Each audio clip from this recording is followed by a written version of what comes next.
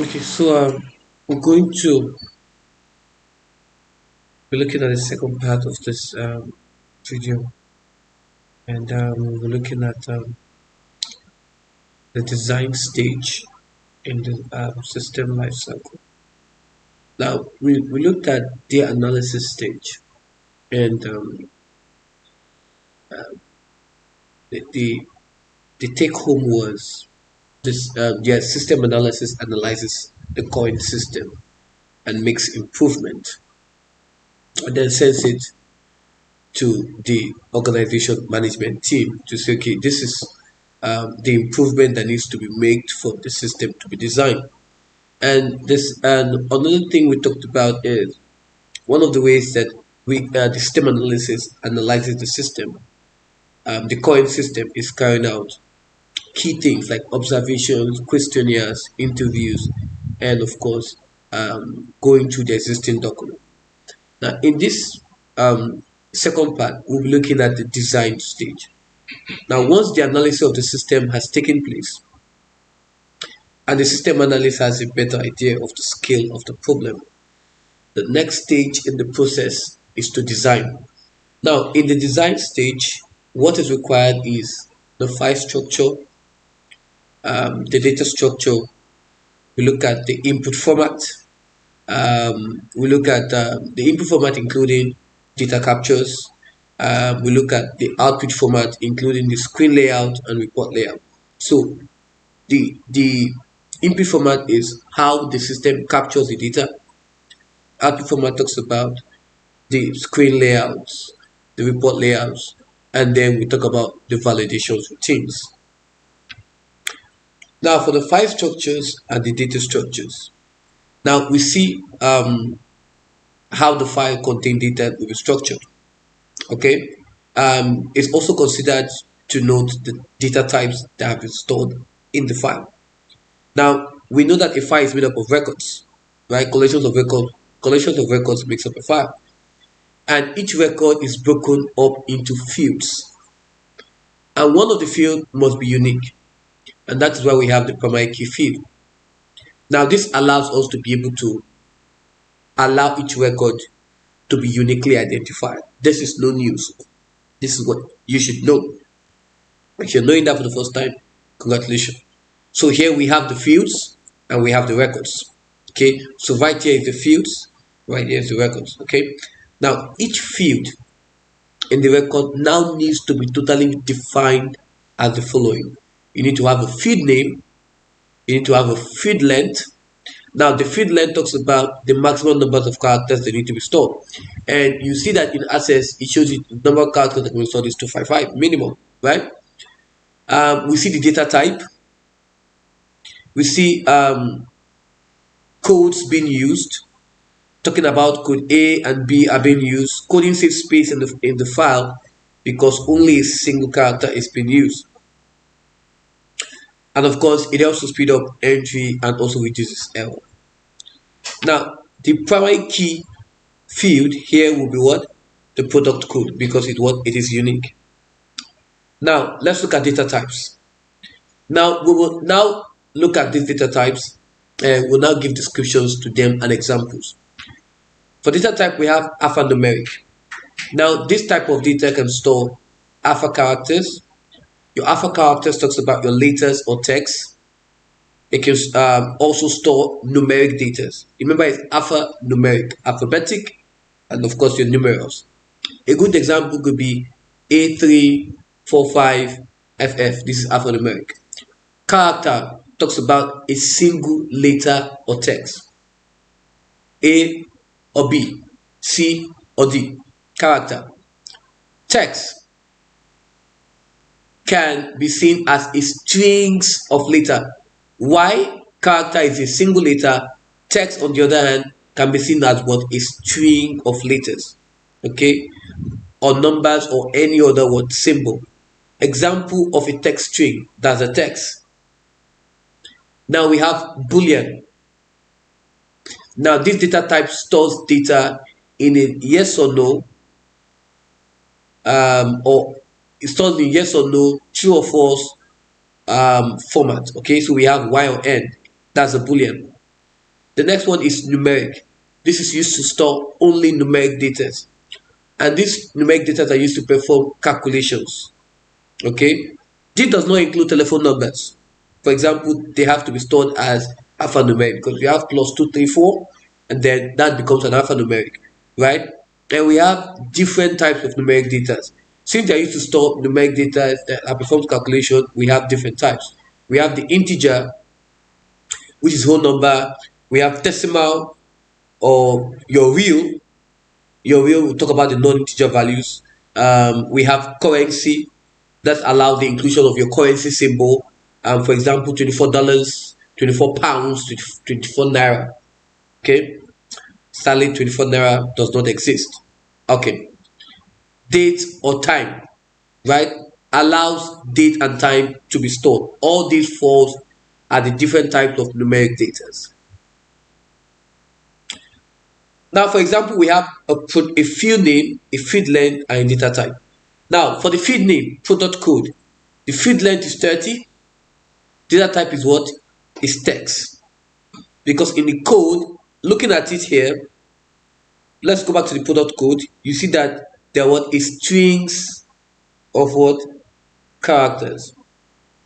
So you can see T there, you can see 4 there. So in the product code, which is 30, we could say what is a text. Now, the reason why we are not saying is a number is because numbers are defined for a minimum of, let's say, 11 or whatever.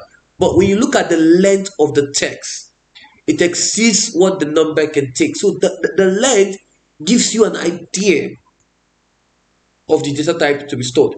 Now, if your manufacturer, which is just 4 length, you can say it's numeric and it's integer. Product description, 40 is going to be a text. Now, in Access, we have short text or long text. And that's why a text is what is a string of what? Letters or numbers. If it's a string of letters, if it's a string of number, or any symbol, it is seen as a text. It is different from character. And it's different from your numeric. Because numeric is just numbers. Although we have different, it could be just whole numbers, it could be decimal, it could be currency, it could be what? Date and time. Date or time. Price. Obviously, the data type becomes a numeric. And what kind of numeric? Currency. Department. Just one field. That becomes what? A character. It can also be a text, but it's a character. Please note that the field length given are just possible values. Okay, we're just giving a possible value to it to, when assigning a field length. Okay, it's important to give a good estimate of what will be the smallest value needed to store the data items. Now, if a field length of 50 is assigned to a field, the largest item is only 5 characters. Then this will be a large waste of memory space in a database because of the field size of 50 would have been allocated for the whole file. Now, validation routines.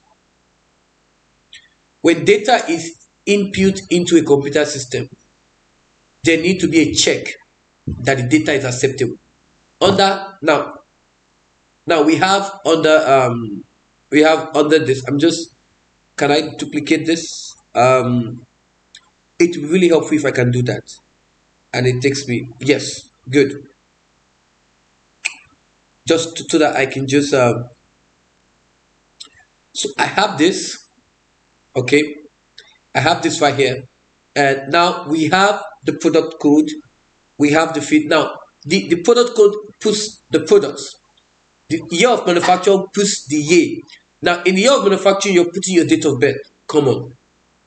That is why a validation routine is so important. Now, that is why they need to check that the data that is going into that field is the acceptable data meant for that field.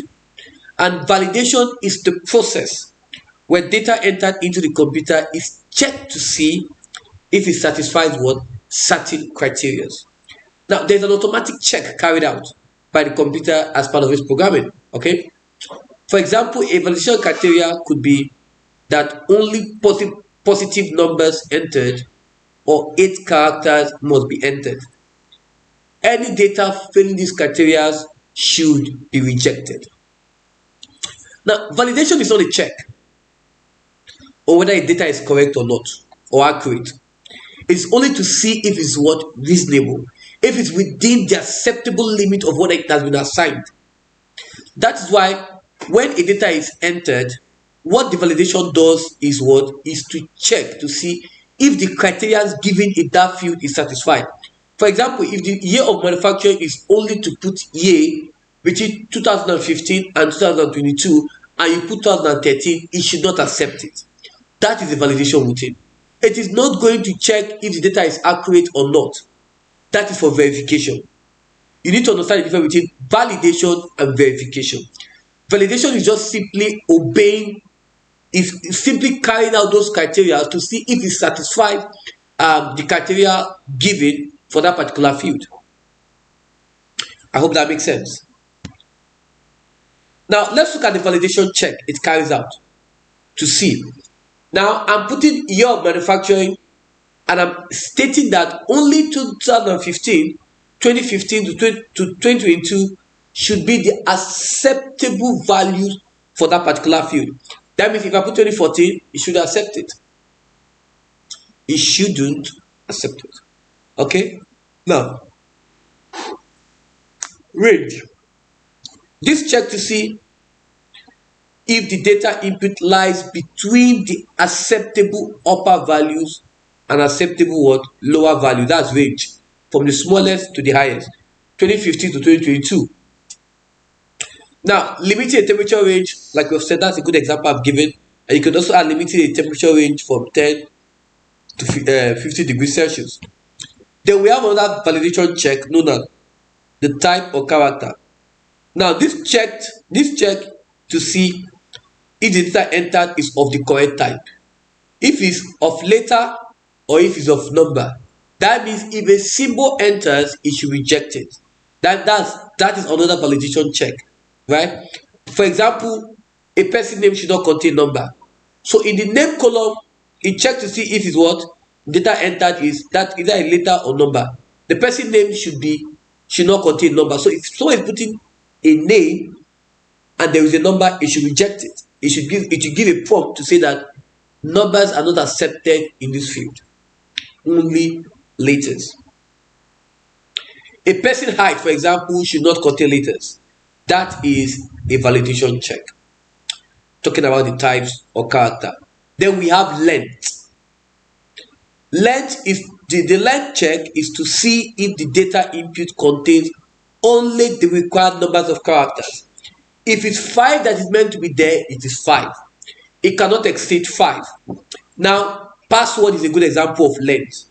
Sometimes when you're going into websites and you're searching, you're going to see, or you're filling a form online or you're registering, they tell you that your password should be within 8 to, that is a range. But they tell you that a password contains 8 characters and then you input 7 characters or 9 characters, it should produce an error.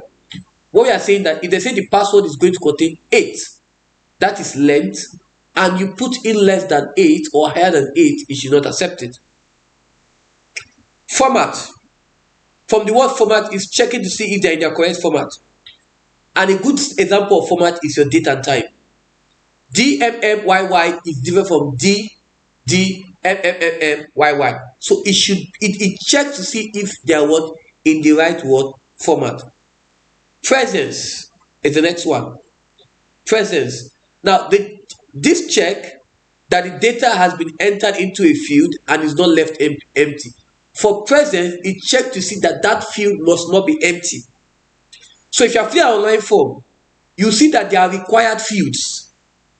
So that required field means the validation check is known as what? Presence.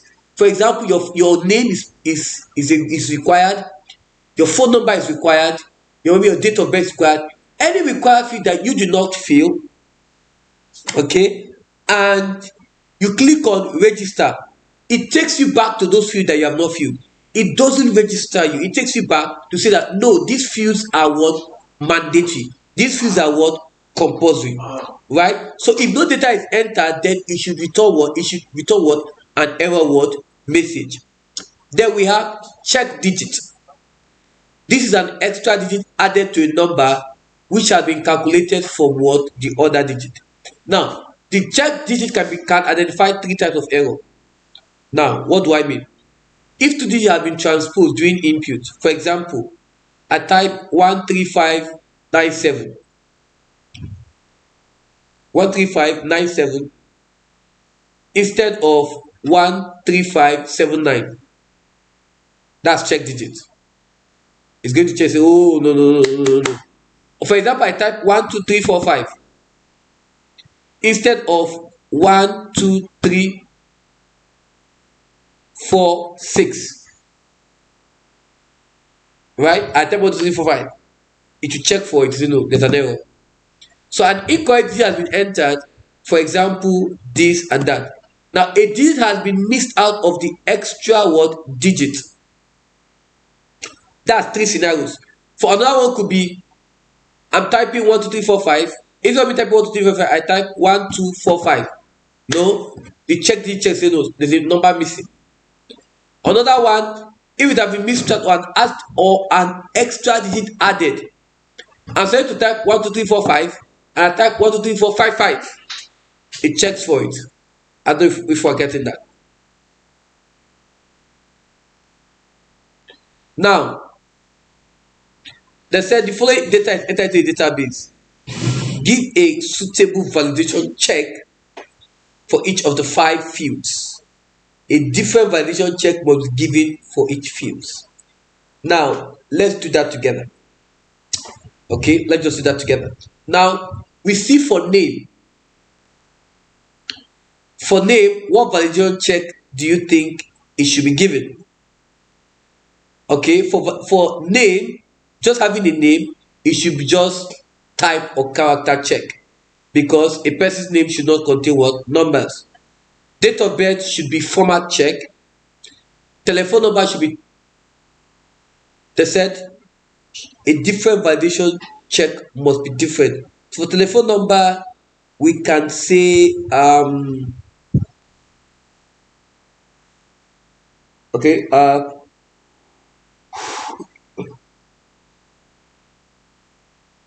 so for the sex, which is male or female, we can say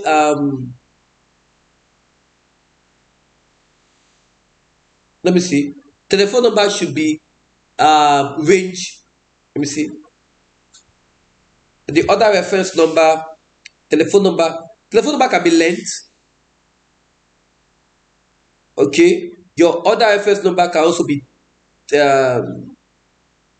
text check. Okay, your sex, which could be your sex could be a male or a female. In that case, we could do a check. Okay, a check can also work, because in fact the check is just for numbers, so check does not even work because it's just for numbers. So we could say that we could add a presence, because definitely your sex is quite important. We can add a presence, because I said it must be different across board. Has to be different validation that is given. I think that helps. I think we've been able to answer that. Why this is length, your other reference number could be presence. No, this is presence here, so we could put this one could be range, from the other number from this, other reference number from this to this, and the case like that. Now, which should be used as the primary key field? I would use the other reference number as the primary key. Input format. We have data capture forms. Now, for the data capture forms, they are often used to input data into a computer. Now, these forms ensure data is input into the computer in the correct format. They need to be designed very carefully to ensure that the format of the data matches, for example, the database where the data is being stored. Data capture form will either be paper-based or electronic-based, depending on what the application. Now, for paper-based form, it needs to have what? A heading to make the purpose of the form clear. Make it clear for the person filling the form where they must place their answers. Make use of text box, which will limit the amount of what? Information collected. Make use of what? Character boxes for such as surname, telephone numbers, and the likes of that. Make use of what? Printed text boxes for easy input of what? Height, and date of birth. Make use of tick box to make choices. Sufficient spaces to write answers. Clear font, clear text to ensure that the form is easy to what? To read. All this is what? Data capture form. This is your input what? Format. Now, a computer data form is slightly different because in a computer form, data capture form, we have the text box to capture key data clearly, on-screen help with completing the form, drop down or combo boxes where there are limited choices, the use of what? Radio buttons or tick boxes requiring a simple click of a mouse, automatic validation of data as it is entered, control buttons such as next, your navigation buttons, clear entry, double entry boxes with verification rules to check correctness of the data, as the case may be. Now they said in the car sales shown in this, the following difference could be used as a computer-based data capture. For car sales, registration number, make of cars, model of car, date first registered, the price, new or used, etc., etc. The output format, screen layout and report layout. The output form, any systems needs careful.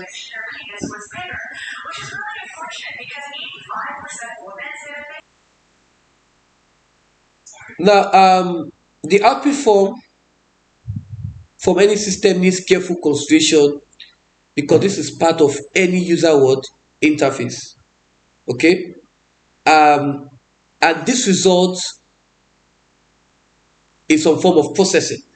Okay, and the screen output should be designed. So the design phase of, for example, what you're having here as the details of employees right here, right? You see that it makes sure that the size of all the output is correct. There's a lot of consideration that goes into it, you know, because we're looking at the part of the user interface, how it's going to be accessible for the user to be able to see a preview of their forms. Okay, to make sure that the size of all the output field is correct, so that any instruction descriptions are clear, so that the full screen is utilized, the full screen, avoiding large areas of nothing, so that the colors and font size and type make the output clear. Now, if the output is on paper, then consideration must be given to the type of output. Items such as headers and footers fitting the page correctly, whether it should be in color or so on, all have to be carefully planned. Because remember, we're talking about the output format here, which is display layout and report layout. Now, report, often the output from a database search, should clearly show all the fields that were included in the search criteria. Okay, so we're done with the screen layout. Now, what we are doing is what? The report layout. Should clearly show all the fields that were included in the search criteria. The output is usually in the form of what? Tables. Okay, usually in the form of what? Tables. For example, we have employees. Now, this looks like a form, right? With the last name, first name, job title, business phone, address, etc., etc.